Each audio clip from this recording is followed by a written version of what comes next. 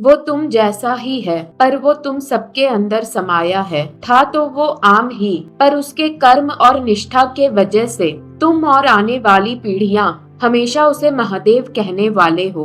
वो शिवा है, वो महादेव है। हेलो फ्रेंड्स, आज हम इंडियन ऑथर अमीश त्रिपाठी की पहली किताब द इमॉर्टल्स ऑफ महलुआ की कहानी को सुनेंगे। अमीश का जन्म मुंबई महाराष्ट्र में हुआ था। उन्होंने IIM कलकत्ता से अपना ग्रेजुएशन पूरा करने के बाद कॉर्पोरेट और बैंकिंग सेक्टर के लिए काम किया। अमीश की पहली किताब और शिवा ट्रायलॉजी का first part the immortals of Meluha काफी सेंसेशनल और हाईली रेटेड बुक्स है। तो आइए हिंदू माइथोलॉजी से जुड़ी और अमीश द्वारा फिक्शनल तरीके से रीइमेजिन की गई उनकी लिखी इस कहानी को सुनते हैं। कड़ाके की ठंड, तेज हवाएं और एक ऐसी जमीन जहां जीने के लिए हर दिन लड़ना पड़ता है, उसी जमीन में जन्म हुआ था शिवा का, जो उन्हीं चट्टानों की तरह मजबूत और कठोर है। यह कहानी 1990 BC की है। हिमालय का यह पर्वत जहां थे गुना जनजाति के लोग जो जीने के लिए लड़ रहे थे। हिमालय पर्वत का यह कठोर मौसम और यहाँ की कठोर जीवन शैली कुछ कम नहीं थी कि यहाँ उन पर अपने पास के दुश्मन कबीले पकरातीस का खतरा भी हमेशा बना रहता था। शिवा गुना जनजातियों का सरदार था। उसकी ताकत, नेतृत्व और करुणा के लिए सभी कबीले वाले उसकी बहुत इज्जत करते थे। वो पारंपरिक योद्धाओं से अलग बहुत ही सूझबूझ वाला था। शिवा का नेतृत्व बस उसकी ताकत नहीं बल्कि अपने कबीले की भलाई का भी था। शिवा अब रोज रोज की लड़ाइयों से थक चुका था और अब अपने लोगों के लिए एक अच्छी और सुरक्षित जिंदगी चाहता था। पर कुछ तो था जो शिवा को बेचैन कर रखता था। उसे शायद एहसास भी नहीं था उसका जन्म आखिर किस चीज के लिए हुआ था। एक दिन शिवा की जिंदगी में कैप्टन नंदी का आगमन होता है, जो राजा दक्ष का दूत और महलुआ कबीले का कप्तान था। शिवा के गुना कबीले से बिल्कुल अलग महलुआ के लोग गोरे चिट्टे और लंबे हुआ करते थे। महलुआ के लोगों की एक अलग जीवन शैली थी और उनके जीवन में लक्ष्य भी था। महलुआ के वंशावली सूर्य वंशियों से आते थे, जो राम के वंशज के थे। उनके जीवन का मूल सच्चाई, कर्म और अनुशासन सभी कुछ मर्यादा पुरुषोत्तम राम से प्रभावित था। नंदी शिवा के पास दक्ष के तरफ से एक प्रस्ताव लेकर आए थे। वो शिवा और सभी कबीले वासियों को उनके राज्य महलुआ ले जाना चाहते थे। महलुआ में जाने से शिवा और उनके कबीले वालों को ना तो इस कठोर जीवन शैली और रोज रोज की लड़ाइयों से मुक्ति मिल सकती थी, इसके साथ साथ वो महलुआ जैसे एक परिपूर्ण और शांति पूर्वक राज्य का हिस्सा भी बन जाते, जो शायद उन सब के लिए बेहतर था। शिवा अपने लोगों की बेहतरी चाहते थे और वो अपने लोगों के लिए नंदी से आए इस कठोर प्रस्ताव को स्वीकार कर लेते हैं। शिवा और उसके गुना जनजाति के लोग हफ्तों तक का सफर तय करके महलुआ पहुंच जाते हैं, जहां उनका आदर सत्कार से स्वागत किया जाता है। उन्हें महलुआ के शहर माइका में ले जाया जाता है, जो एक बेहतरीन तरीके से बनाया गया था। महलुआ की बनावट और शहर का अभियान देखकर शिवा और उनके लोग हैरान रह जाते हैं। सफाई, अनुशासन और यह क्रम देखने की उन्हें आदत जो नहीं थी। हर चीज अपनी जगह पर एक बेहतरीन तरह से थी और हर इंसान अपने काम में लगा हुआ था। महलुआ का सामाजिक ढांचा अलग था। महलुआ में कास्ट सिस्टम को पूरी तरह से मान्यता मिली थी, लेकिन यह सब कुछ जन्म पर निर्भर नहीं बल्कि काबिलियत पर निर्भर करता था कि कौन क्या काम करेगा। महलुआ में और भी खास बातें थी। यहाँ लोग साइंस और उसकी काबिलियत पर विश्वास करते थे और इन सब में से खास था वहाँ का एक जादुई पानी, जो था सोम रस की शक्ति। इस पानी को पीकर महलुआ के लोगों का जीवन लंबा होने के साथ साथ स्वस्थ भी होता था। वो शारीरिक रूप से बूढ़े नहीं होते थे। महलुआ के सभी लोग अपने धर्म और राम के बताए सिद्धांतों पर विश्वास करते थे। देखने में तो सब कुछ बेहतरीन और अच्छा था, फिर भी ना जाने क्यों शिवा संतुष्ट नहीं था। उसे लगा महलुआ का समाज अड़ियल और कट्टर है, जो अपने बनाए कानून के बाहर कुछ नहीं देखता। पर अभी शिवा के पास महलुआ को अपनाने के अलावा और कोई बेहतर रास्ता भी नहीं था। उस शहर में शिवा और उनके कबीले वाले सभी को उनके परिवार के लिए उनका अपना एक अलग घर मिला, जहां नरम बिस्तर भी थे। यह शहर उन सब के लिए एक नई दुनिया जैसा था। कबीले वाले यहाँ की शांति और सुकून देखकर इतने प्रभावित थे कि वो अपने पुराने जीवन के बारे में सोचना भी बंद कर देते हैं। पर शिवा की उलझनें अलग थी। यहाँ का सब कुछ इतना निष्कलंक होना शिवा को दुविधा में डाल रहा था। शिवा के लिए सब कुछ अपनी पहचान खोने के बराबर जैसा और मशीनों की तरह जीने जैसा था। अब महलवा की डॉक्टर आयुर्वती शिवा और उनके लोगों के पास आती है और वह उन्हें कहती है उन्हें कुछ वक्त के लिए क्वारंटाइन में रहना होगा ताकि उनकी सही जांच की जा सके और उनके अंदर कोई बैक्टीरिया है तो वो दूसरे लोगों तक ना पहुँचे। इसके साथ साथ आयुर्वती उन सभी को महलवा का जादुई पानी यानी सोमरस का पानी एक दवा के तौर पर देती है। यह दवा लेने के बाद जब शिवा सोने जाता है वो पसीना से भर जाता है और उसे सांस लेने में भी तकलीफ होने लगती है। शिवा बाहर जाता तो उसे पता चलता है उसके कबीले के सभी लोग सोमरस पीने के बाद से बीमार सा महसूस कर रहे हैं। शिवा नंदी के साथ आयुर्वती के पास जाता है और उसे बताता है कि कैसे उसके कबीले के सभी लोग आयुर्वती द्वारा दिए गए पानी को पीने के बाद से बीमार पड़ रहे हैं। आयुर्वती शिवा को देखकर थोड़ा अचंभित होती है और शिवा से कहती है सभी बीमार पड़ रहे हैं पर तुम क्यों नहीं शिवा? शिवा आयुर्वती से कहता है मैं बीमार तो नहीं पड़ रहा पर मुझे बेचैनी हो रही है और पसीना आ रहा है। आयुर्वती शिवा से कहती है शिवा तुम जाकर नहा लो। शिवा नाराज होता है, उसके लोग वहाँ बीमार पड़ रहे हैं और आयुर्वती उसे नहाने की सलाह दे रही है। आयुर्वती कहती है शिवा तुम्हारे पसीने में शायद विष यानी जहर हो सकता है इसलिए मैं तुम्हें नहाने की सलाह दे रही हूँ। यह सुन शिवा जाकर नहा लेता है। शिवा के नहाते ही उसे एक अजीब सी ठंडक का एहसास होता है मानो उसके सारे जख्म भर गए हैं और उसके गले में उसे ठंडा महसूस होने लगता है। इधर आयुर्वती ने शिवा के कबीले वालों को एंटीडोज दे दिया था और सब अब बेहतर महसूस कर रहे थे। तभी आयुर्वती की नजर शिवा के गले पर लिपटे कपड़े पर पड़ती है और वह शिवा से कहती है शिवा तुमने अपने गले पर यह कपड़ा क्यों लपेटा है? शिवा गले से कपड़े को निकालता है और आयुर्वती से कहता है उसे ठंड लग रही थी इसीलिए उसने कपड़े को लपेटा था। शिवा के गले को देखते ही आयुर्वती चकराकर जमीन पर गिर जाती है। वो रोने लगती है और कहती है नीलकंठ तुम आ गए, नीलकंठ तुम वाकई में आ गए। हुआ यूं था सोमरस का पानी पीने के बाद से शिवा का गला नीला पड़ जाता है। यह बात आयुर्वती और सभी महलवन के लिए चौंका देने वाली बात थी क्योंकि वो सभी सदियों पहले से अपने मसीहा नीलकंठ के आने का इंतजार कर रहे थे। शिवा जब अपने नीले गले को देखता है वो खुद भी चौंक जाता है। उसका गला पूरा नीला हो चुका था। वो सभी लोग शिवा को नीलकंठ के रूप में देखना शुरू कर देते हैं। महलवंश के मुताबिक नीलकंठ उनका मसीहा था और उन्हें उनके दुश्मनों चंद्रवंशियों को हराकर उनकी रक्षा करने वाला था। शिवा यह सब सुनकर यकीन नहीं कर पाता है क्योंकि वह खुद को एक मामूली इंसान के रूप में देखता था, ना ही किसी दैविक शक्ति के रूप में।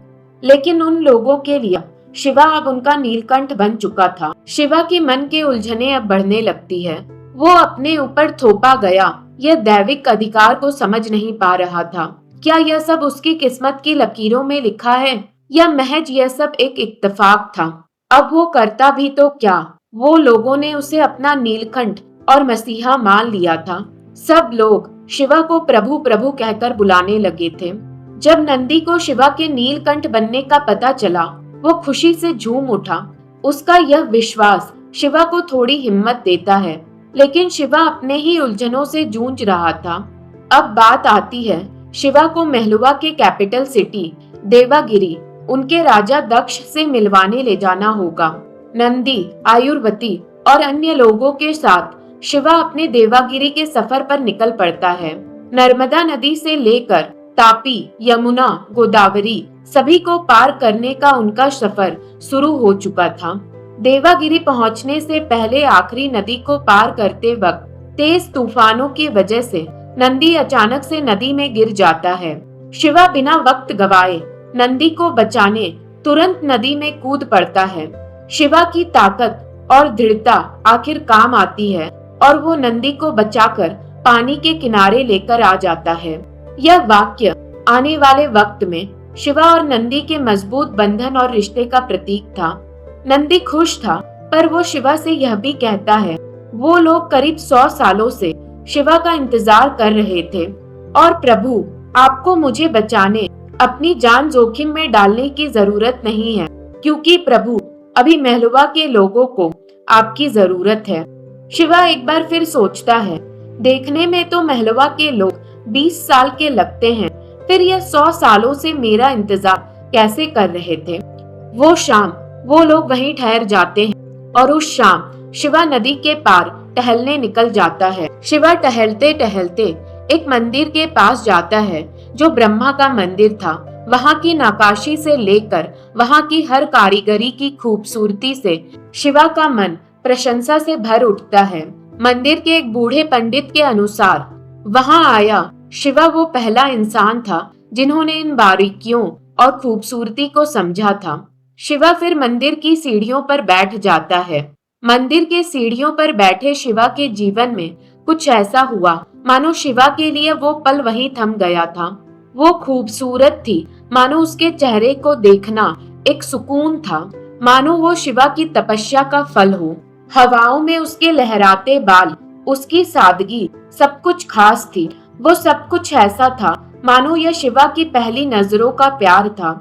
शिवा की आंखें उस पर से तब तक नहीं हटती है जब तक वो शिवा के आंखों से ओझल ना हो गई। शिवा अपने ख्यालों में ही था, तभी एक अनजान की नजरों को यूं खुद पर गिरता देख वो सोच में पड़ गई और शिवा से पूछा, तुम्हें कोई तकलीफ है? शिवा घबराते हुए बोला, मुझे लगता है हम पहले भी मिल चुके हैं। आगे बात हो पाती उससे पहले कुछ लोगों ने उन पर हमला कर दिया। युद्ध कला में निपुण उसने शिवा के साथ मिलकर उन दुश्मनों का सामना किया। तब तक उसकी दासी या कहें तो उसकी सहेली उसके पास आई और उससे पूछने लगी, क्या तुम ठीक हो? तभी उसने बोला, इस अनजान ने मेरी जान बचाई है। उसने अनजान की तरफ देखते हुए बोला, तुम्हें कभी भी मेरी जरूरत हो तो मुझे बताना, मैं तुम्हारे मदद के लिए आ जाऊंगी। शिवा ने उससे बोला, और अगर मुझे तुम्हारी जरूरत ना हो और मैं बुलाऊं तो भी क्या तुम आ जाओगी? यह सुन वो वहां से चुपचाप जाने लगी। तभी शिवा ने पूछते हुए बोला, मैं तो तुम्हारा नाम भी नहीं जानता हूँ, मैं तुम्हें बुलाऊंगा कैसे? उसकी सहेली ने शर्माते हुए बोला, जब तुम देवागिरी पहुँचोगे किसी से भी पूछ लेना सती कहाँ है, वो तुम्हें बता देंगे। सती, उसका नाम सती था, शिवा की सती, और यहीं से शिवा की जिंदगी में सती का आगमन हुआ। शिवा जब नंदी को अपने और सती पर हुए हमले के बारे में बताते हैं तब शिवा को पता चलता है उन पर हमला नागा नाम के जनजाति ने किया है और यह भी चंद्रवंशियों की तरह सूर्यवंशियों के दुश्मन हैं। नागा के शरीर में 3 नागों से बना ओम का निशान था और वो बहुत ताकतवर थे। शिवा देवागिरी पहुंचता है और राजा दक्ष जो महलवा के सम्राट थे उनसे मुलाकात करता है। दक्ष शिवा के नीलकंठ को देखकर बहुत प्रसन्न होते हैं, पर अभी उनसे मदद की कोई बात नहीं करते। अभी दक्ष सिर्फ शिवा का आदर सत्कार करते हैं और शिवा को आराम करने कहते हैं। महल में घूमते वक्त शिवा की नजर एक बार फिर सती पर पड़ती है जो अपने नृत्य कला का अभ्यास अपने गुरुजी के साथ कर रही थी। सती का नृत्य तो अच्छा था, पर उनके नृत्य में भावनाओं की कमी थी और शिवा उनसे और उनके गुरु से आज्ञा लेकर कहते हैं, क्या मैं तुम्हें भावनाओं के साथ नृत्य करके दिखाऊं? शिवा को आज्ञा मिल चुका था। शिवा ने अपना नटराजा मुद्रा लिया और अपना नृत्य शुरू कर दिया। शिवा का नृत्य और उनका तांडव देखकर ऐसा लग रहा था मानो ब्रह्मांड का परमेश्वर खुद नृत्य कर रहा हो। ये ऐसा नृत्य था कि गुरु भी मंत्र मुक्त हो चुके थे। वो दिन खत्म हो चुका था, आज एक दूसरा दिन था। फिर शिवा की मुलाकात राजा दक्ष से होती है। अब शिवा को राजा दक्ष से उनके उम्र से छोटे दिखने का राज और महलवा के सभी लोगों का इतने लंबे उम्र का राज पता चलता है। यह सब कुछ महलवा में पाए जाने वाले उनके जादुई पानी सोमरस की वजह से था। तो शिवा को सोमरस की सच्चाई पता चलती है।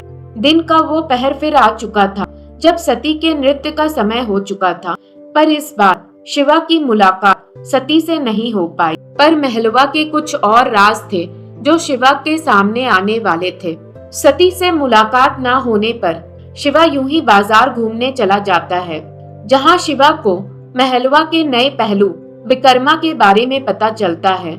जहां महलवा के लोग विकर्मा नामक एक गठ को उनके पिछले जन्म और इस जन्मों के पापों का फल देने इस जन्म में अछूत मानते थे।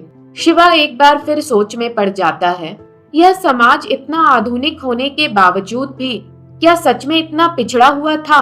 फिर एक नया दिन था और वो वही पहर था जब सती के नृत्य का समय हो चुका था।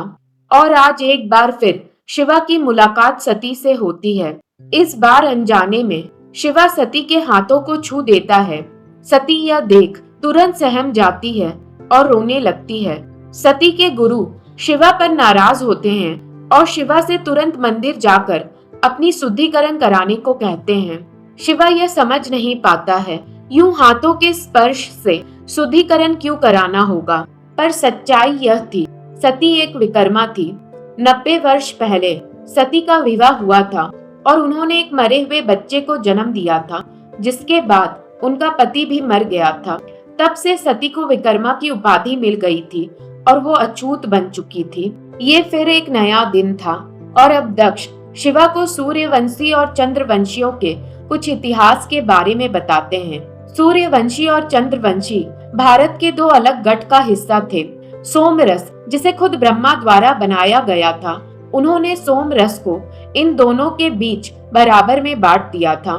सूर्यवंशी आधुनिक थे और उन्हें इस सोमरस का सही उपयोग करना आता था और चंद्रवंशियों को यह नहीं आता था।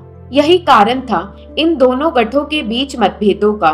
सूर्यवंशियों का मानना था चंद्रवंशी उन्हें बर्बाद कर देना चाहते हैं और इसलिए चंद्रवंशियों ने उन शक्तिशाली नागा के साथ गठबंधन कर लिया है ताकि वो सूर्यवंशी के अस्तित्व को ही मिटा दें। उन दुश्मनों गठ ने सूर्यवंशी के मंदिर, घर और भी कई जगहों पर काफी बार हमला भी किया था।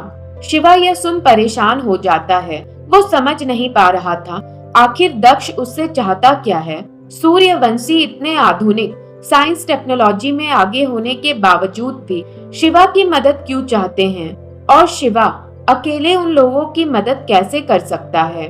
तब दक्ष शिवा को उनके भविष्यवाणी के बारे में बताता है, जिसमें कहा गया था उनका योद्धा और मसीहा सप्त सिंधु के बाहर का होगा और एक दिन वो आएगा और उन्हें इन दुष्ट चंद्रवंशियों के जुर्म से मुक्ति दिलाएगा। बातों के हर पहलू को समझने के बाद शिवा को एहसास होता है इन झगड़े के पीछे का कारण सोमरस है। इसलिए शिवा जानना चाहते थे यह सोमरस आखिर बनता कहाँ है। यह सोमरस महलवा के गुप्त और हाईली सिक्योर्ड केंद्र यानी माउंट मंदार में साइंटिस्ट बृहस्पति के देख रेख में बनता था। शिवा वहां जाकर सब देखना और समझना चाहता था। माउंट मंदार पहुंचकर शिवा की मुलाकात बृहस्पति से होती है, जो शिवा को सोमरस बनाने की पूरी विधि बताते हैं कि कैसे सरस्वती नदी के पानी से वो लोग सोमरस बनाते हैं, जो उनके लंबे जीवन और महलवन सभ्यता का एक नींव है। महलवन वासियों के लिए मुश्किल यह भी थी कि सरस्वती नदी अब सूख रही थी। बृहस्पति शिवा को यह भी बताते हैं सोमरस को अगर कोई उसके शुद्ध रूप में यानी बिना प्रोसेस करे पी ले तो वो जानलेवा भी हो सकती है। शिवा ने शुद्ध सोमरस पी लिया था, जो उनके कंठ का नीले में बदलने का कारण था। शिवा को बृहस्पति से मिलकर अच्छा लगता है और उन दोनों के बीच अच्छी दोस्ती भी हो जाती है। शिवा को खबर दिया जाता है कि राजा दक्ष भी अपने परिवार के साथ माउंट मंदार पहुंच चुके हैं और वो लोग शिवा से अगले दिन मुलाकात करेंगे। अगले सुबह सभी इकट्ठा होते हैं, जहां दक्ष का परिवार भी शामिल था। यहाँ शिवा की मुलाकात दक्ष की पत्नी यानी महारानी और दक्ष की बेटी यानी रानी सती से होती है। शिवा और सती दोनों के लिए यूं मिलना चौंका देने वाला था, क्योंकि दोनों एक दूसरे की सच्चाई से अब तक अनजान थे। सती नहीं जानती थी कि शिवा ही नीलकंठ है और शिवा नहीं जानते थे कि सती दक्ष की बेटी और राजकुमारी है। पर यह एक ऐसा अवसर था जब एक बार फिर शिवा की नजर सती से नहीं हट पाती है और शिवा अब दक्ष को आश्वासन देते हैं कि वो उन्हें चंद्रवंशियों से बचाएंगे। शिवा इस बात के लिए भी मान जाते हैं कि अब प्रजा के सामने उनकी सच्चाई ला दी जाए और यह ऐलान कर दिया जाए कि वो नीलकंठ हैं, जिनका सभी को इंतजार था। शिवा और सती बाद में एक मंदिर जाने के लिए बुलाए जाते हैं, लेकिन सती को अगवा करने के मकसद से एक नागा उन पर हमला कर देता है और शिवा एक बार फिर सती की जान बचा लेते हैं। शिवा की बहादुरी देख दक्ष शिवा से और भी प्रभावित हो जाते हैं। इसके बाद दक्ष शिवा को सलाह देते हैं कि वो महलवा के पूरे राज्य का भ्रमण करें और उसका अनुभव करें, जहां लोग अपने नीलकंठ से मिल पाएं। इस यात्रा में शिवा के साथ सती, नंदी, बृहस्पति, वीरभद्रा यानी शिवा का मित्र, कृतिका यानी पार्वती की सहेली और पर्वतेश्वर यानी दक्ष के कप्तान भी थे। यह सभी मिलके महलवा के कई अलग अलग शहरों के लिए निकलते हैं, जहां शिवा का बड़ा धूमधाम से स्वागत किया जाता है और उनके सम्मान में कई पूजा का आयोजन भी होता है। यात्रा के दौरान उनका समूह एक गांव पर हो रहे हमले से गुजरता है। जैसे ही वो गांव को बचाने के लिए दौड़ते हैं, उन्हें पता चलता है कि गांव पर नागा और कुछ चंद्रवंशी सैनिकों का हमला हो रहा है। लड़ाई के दौरान एक नागा शिवा पर अग्नि बाण चलाता है, लेकिन सती उस बाण के रास्ते में आ जाती है और शिवा को बचाने के लिए खुद उसके सामने खड़ी हो जाती है। सती को गहरी चोट लगती है और उन्हें गांव में आयुर्वती के पास ले जाया जाता है। सती की जिंदगी खतरे में होती है और क्योंकि अग्नि बाण का जहर उसके शरीर में फैला जा रहा था, आयुर्वती और बाकी डॉक्टर भी अब अपनी उम्मीद छोड़ने लगते हैं। वो सभी शिवा को कहते हैं कि सती अब ज्यादा दिन तक जी नहीं पाएगी। शिवा सती के कमरे में जाते हैं और सती से कहते हैं, सती तुम उम्मीद ना छोड़ो।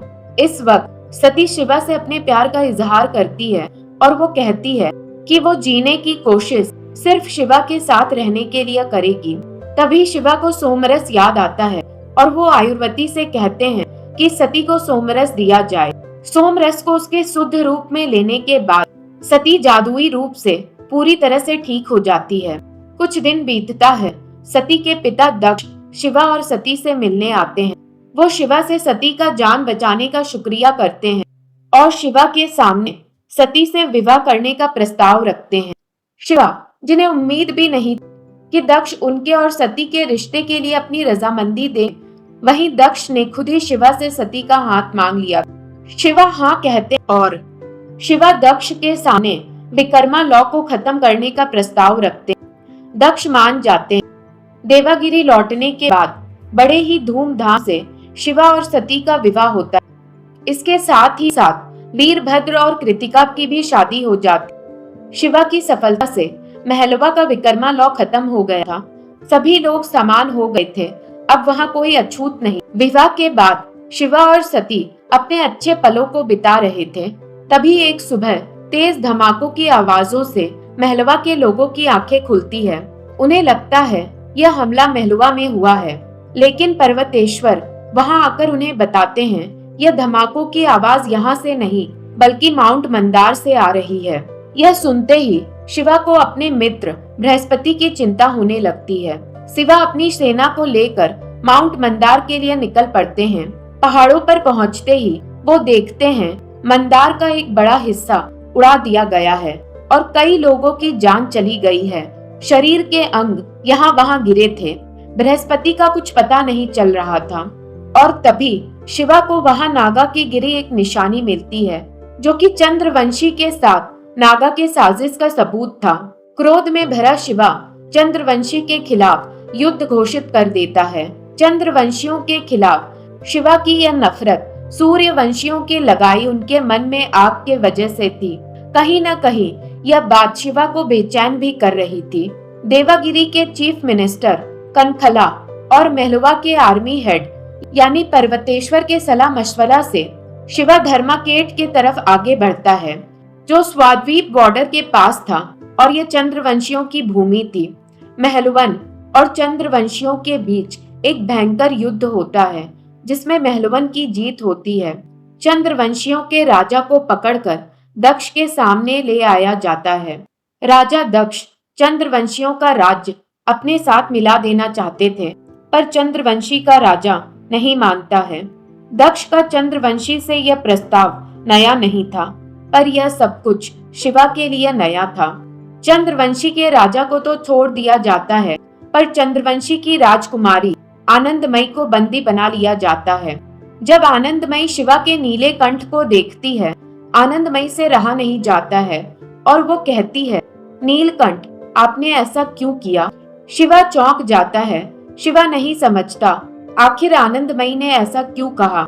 आनंदमयी आगे कहती है, नीलकंठ, हमारे पास भी एक भविष्यवाणी है जिसमें कहा गया है कि नीलकंठ उनकी जमीन को बचाने के लिए आएंगे और दुश्मन सूर्यवंशी के खिलाफ हमला कर उन्हें बचाएंगे। यह सुन शिवा चकित रह जाता है। वो बहुत परेशान हो जाता है। आखिर दोनों के पास एक ही भविष्यवाणी कैसे है?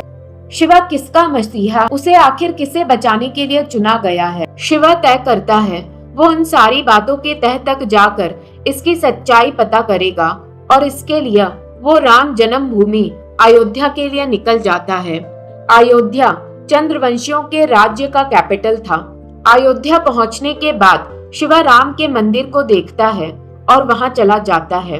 राम के मंदिर में शिवा की मुलाकात एक बार फिर एक पंडित से होती है, जो शिवा को उसका चुनाव करने का फैसला करने के लिए कहते हैं।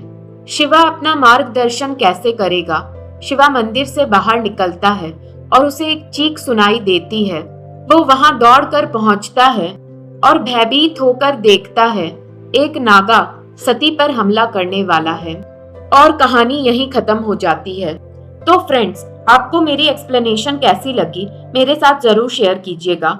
ऐसे ही इंटरेस्टिंग कहानियां के लिए मेरे चैनल को लाइक, शेयर और सब्सक्राइब करें।